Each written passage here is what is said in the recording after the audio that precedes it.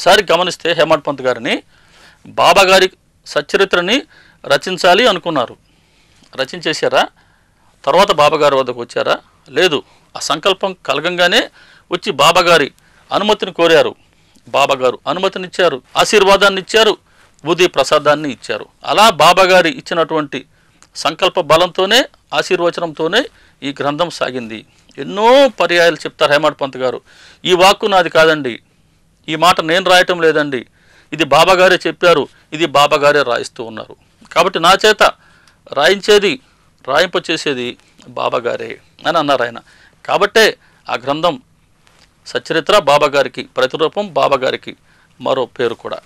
సరే, ఇక్కడ దాసగను బాబాగారి అనుమతి అయితే తీసుకోలేదు, కానీ గ్రంథం రాశాడు.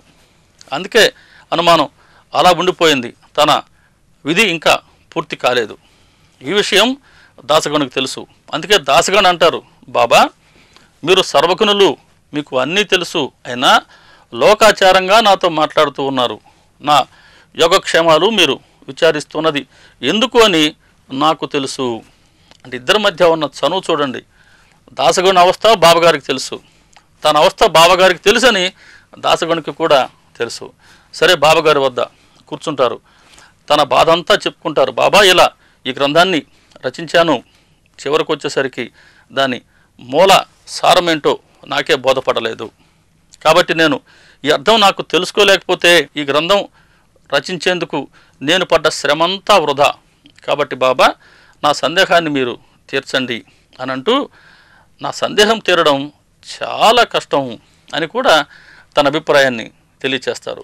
ఎక్కడ కూర్చున్నారు? బాబాగారి వద్ద కూర్చున్నారు. సాక్షాత్తు భగవంతుడు, జ్ఞానస్వరూపుడు అయినటువంటి బాబా వద్ద కూర్చొని తన అనుమానం తెలియచేయటంలో అర్థం ఉంది. ముందే చెప్తారు దాసగను గారు, బాబా నా చేత మీరు ఒక గ్రంథాన్ని ప్రారంభింపచేశారు, అది తుది దశకు వచ్చినాక ఎవరూ పరిష్కరించలేని సమస్యను తెచ్చిపెట్టారు అని అంటారు. బాబాగారు ఎప్పుడూ సమస్యను తెచ్చిపెట్టరు, సమస్యను పరిష్కరిస్తారు.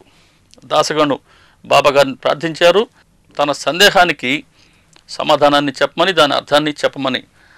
తన సమస్య తీరడం, తన సందేహం తీరడం చాలా కష్టమని చెప్తూ ఉన్నాడు. వీటన్నిటికీ బాబాగారు సమాధానం ఇస్తూ ఉన్నారు. గను నువ్వు నిశ్చింతగా ఉండు, అంటే మనసు అప్రసన్నంగా ఉంది కదా, కాబట్టి నిశ్చింతగా ఉండు. ఇందులో కఠినమైనది ఏముంది అంటే, ఎంతో కష్టం ఉంది బాబా నా సందేహం తీరాలంటే అన్నారు కదా దాసగను. దానికి జవాబు, ఇందులో కఠినమైనది ఏముంది గను, నీవు ఎక్కడి నుండి వచ్చావో అక్కడికి తిరిగి వెళితే కాకా పనిపిల్ల నీ సందేహాన్ని తీరుస్తుంది.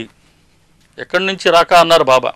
కాబట్టి ఎక్కడి నుంచి వచ్చారు అని అంటే విల్లేపార్లే నుంచే వచ్చారు. కాబట్టి తిరిగి మళ్ళీ విల్లేపార్లేకి వెళ్ళు.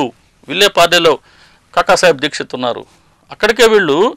కాకా ఇంట్లో ఉండే పనిపిల్ల నీ సందేహాన్ని తీరుస్తుంది. కాకా అంటే కాకాసాహెబ్ దీక్షిత్. వీరు ముంబైకి కాస్త దూరంగా ఉండే విల్లేపార్లే అనే ప్రాంతంలో ఉండేవారు. తల్లిదండ్రులు పెట్టిన పేరు హరి సీతారాం దీక్షిత్.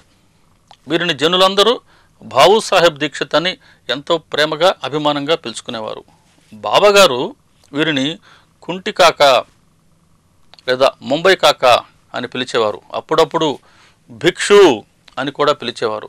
ఎంత అర్హత చూడండి దీక్షిత్ గారిది. భిక్షు అని అంటే శరణగతికి, వైరాగ్యానికి, ఆధ్యాత్మిక జ్ఞానానికి ప్రతీక. ఇటువంటి అర్హతలు దీక్షితులో ఉన్నాయని బాబాగారు మొట్టమొదటే గుర్తించారు. కాబట్టి భిక్షు అని కూడా పిలిచేవారు. కాకా మహాజని అనే భక్తుడిని బాబాగారు బడే కాకా అనేవారు. నిమోన్కర్ని ముసలి కాకా అనేవారు. ఇలా సరదాగా బాబాగారు పెట్టిన పేర్లతోనే భక్తులు షిరిడిలో చాలామణి అయ్యేవారు. కారణం, బాబాగారు పెట్టిన పేర్లని వాళ్ళు ప్రేమతో ఒక బిరుదుగా స్వీకరించారండి. కాబట్టే షిరిడిలో కాకా అంటే కాకాసాహెబ్ దీక్షిత్. కాకాసాహెబ్ దీక్షిత్ ఇంటికి దాసగను వెళ్ళమని బాబాగారి ఆజ్ఞ. ఆశ్చర్యపోయారు అందరూ, దాసగనుతో సహా. దాసగనుకు వచ్చిన సందేహం ఏంటి? వేదపరమైన సారంలోని విషయానికి సంబంధించిన సందేహం. ఆ సందేహాన్ని బాబాగారు తీరుస్తారు అని ఆయన ప్రార్థన చేస్తే బాబాగారు చాలా సహజంగా చెప్తున్నారు, విల్లేపార్లోకి వెళ్ళు, కాకా పనిపిల్ల నీ సందేహాన్ని తీరుస్తుంది. అంటే చూడండి, ఎంతోమంది పండితులు ఎన్నో గంటలు ఘనంగా విస్తృతంగా చర్చలు చేసినా సమాధానం రాలేదు. కానీ ఈ సందేహానికి సమాధానం పని పిల్ల చేత ఇప్పిస్తాను అంటున్నారు బాబా. వారి మాటలు ఏవి వృధాగా ఉండవు. ఆ మాట అందరికీ తెలిసిందే. ఇక దాసగాను స్పష్టంగా అర్థమైంది, బాబాగారు ఇదేదో పరిహాసంగా చెప్పడం లేదు. చూసే వాళ్ళకేమో బాబాగారు పరిహాసంగా చెప్పారు అనుకుంటున్నారు. పనిపిల్లేంటి, శాస్త్ర పరిజ్ఞానం లేని ఒక చిన్న అమ్మాయి ఇటువంటి నిగూఢమైన భావాన్ని దీనికి అర్థం చెప్పగలదా అని అందరికీ అనుమానం. దాసగానికి మాత్రం తెలుసు, బాబాగారు ఏ మాట ఊరికే మాట్లాడరు. ఏ కారణం లేనిదే బాబాగారి నోటికుండా ఏ మాట రాదు. దాసగాని గారి నమ్మకం, బాబాగారి మాటలు ఎప్పుడూ అబద్ధం కావు, ఒట్టి మాటలు కావు. వారి ప్రతి అక్షరంలోనూ అర్థం అనే నిధి ఉంది. వారి మాటలన్నీ బ్రహ్మలిఖితాలు. అవి ఒక్క అక్షరం కూడా వృధా పోకుండా సమయానికి సరిగ్గా తమ కార్యాన్ని సాధిస్తాయి అన్నారు. బాబాగారి మాటలు ఏ సందర్భాల్లో ఎంతగా నిజమయ్యాయో ఒక్కసారి మనం పరిశీలిద్దాం. బాబాగారు దేహం వదిలిపెట్టింది 1918వ సంవత్సరం. ఒక సంవత్సరానికి ముందుగా బూటీ గారు బూటీ వాడని నిర్మిస్తూ ఉన్నారు. బూటీకి శ్యామకి ఒకే రోజు ఒకే దగ్గర ఒకే సమయంలో ఒకే స్వప్నాన్ని ఇచ్చారు బాబా. ఇద్దరికి సందేశం ఏంటంటే ఒక భవనాన్ని నిర్మించమని, దాంతోపాటుగా మందిరాన్ని నిర్మించమని. ఇద్దరికి ఒకే ఆజ్ఞ. సరే, బూటీ నిర్మాణం చేస్తూ ఉన్నారు. మందిరం పూర్తి అవుతూ ఉంది. మందిరం పూర్తి అవుతున్నప్పుడు ఈ బూటీకి శ్యామకి బాబా ఓ సందర్భంలో చెప్తారు, ఈ మందిరం పూర్తయితే మనమే ఇక్కడికి వచ్చి ఉందాం అంటారు. మందిరం పూర్తయితే మనం ఎక్కడ కూర్చుందాం అన్నారు. వాస్తవానికి మందిరాన్ని కడుతూ ఉన్నది ఒక కృష్ణుడి మందిరం కోసంగా వీళ్ళు సత్రాన్ని, అలాగే దాంట్లో కృష్ణ మందిరం ఉంటే బాగుంటుంది అని బూటీ గారి ఆలోచన.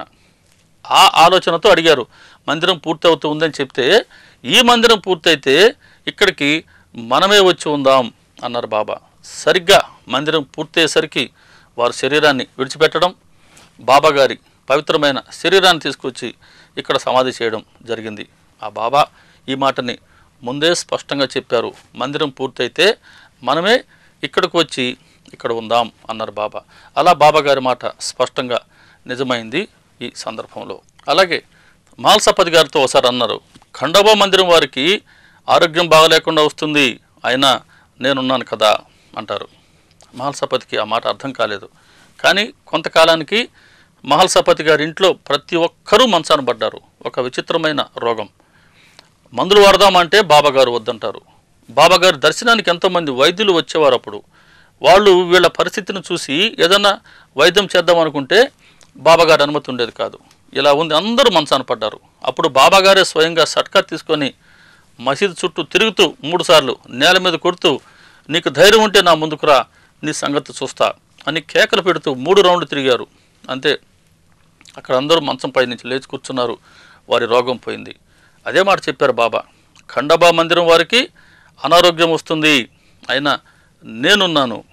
కాబట్టి బాబాగారు చెప్పిన ప్రతి మాట అక్షర సత్యం, బ్రహ్మలిఖితాలు అని దాసగణకు తెలుసు. దాన్నే వారు ఈ ఓవిలో తెలియజేయడం జరిగింది. కాబట్టి బాబాగారు పలికే ప్రతి మాటలోనూ ప్రతి అక్షరంలోనూ అర్థం అనే నిధి ఉంది. వారి మాటలు ఎప్పటికీ అసత్యాలు కావు, అవి బ్రహ్మలిఖితములు. సమయం వచ్చినప్పుడు సరిగ్గా అవి తమ కార్యాన్ని పూర్తి చేస్తాయి అని పరిపూర్ణ విశ్వాసం దాసగణికి. చాలా అనుభవాలు దాసగణికి. బాబాగారి ప్రతి మాట అతని విషయంలో సత్యమై ఉంది. కాబట్టి ఎంతో విశ్వాసంతో బాబాగారి మాటల పట్ల దాసగను విల్లేపార్లేకి బయలుదేరుతూ ఉన్నాడు. ఇక్కడ మనం తెలుసుకోవాల్సింది, బాబాగారి పట్ల మనకున్న భక్తి భావం ఎలా ఉంటుందో, మనకు ఎంత విశ్వాసం ఉంటుందో దీన్ని బట్టే బాబాగారి వద్ద మనం పొందే ఫలితం ఉంటుంది. దాసగను విల్లేపార్లేకి వెళ్ళారు. దీక్షిత్ గారి ఇంటికి వెళ్ళారు. వారింట్లో బస చేశారు.